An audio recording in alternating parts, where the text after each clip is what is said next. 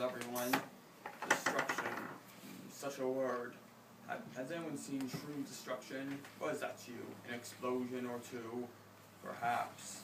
But how about combining various disasters from nature and humanity together?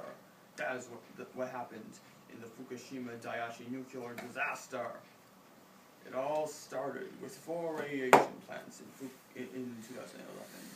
According to BBC News, all of those plants were poorly made, where they were barely governed, barely managed, and they were built to sustain only the most minimal of damage. The worst part was that, in direct quotes, all parties failed to correctly develop the most basic safety requirements, such as assessing the probability of damage, preparing for containing collateral damage from such a disaster, and developing evacuation plans for the public in case of a serious radiation release. It was indeed ill-conceived. Then, before the horrid day of March 11th came, there were reports of an earthquake, and later, an approximately 15-meter tsunami.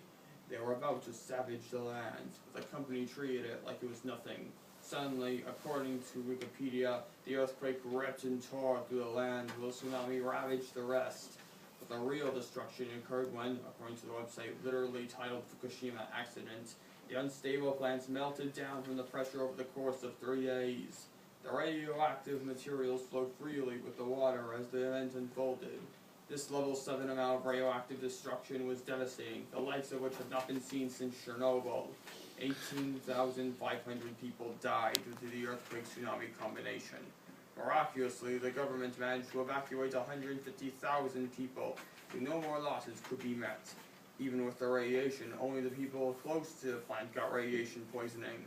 Sadly, about 1,800 people died in the conditions brought upon by the evacuation, like poor housing and riots. Since then, Japan has felt very guilty of the disaster, and most of the people there were against radiation plants since. So far, nothing like this has ever happened, and that's mostly because the people are trying to ensure complete insurance that future plants will be safe. Only time will tell if the company has truly learned its lesson. Thank you. And this here is only probably the beginning of the topic. What is that a picture of? Be specific. On the plants blowing up from the pressure.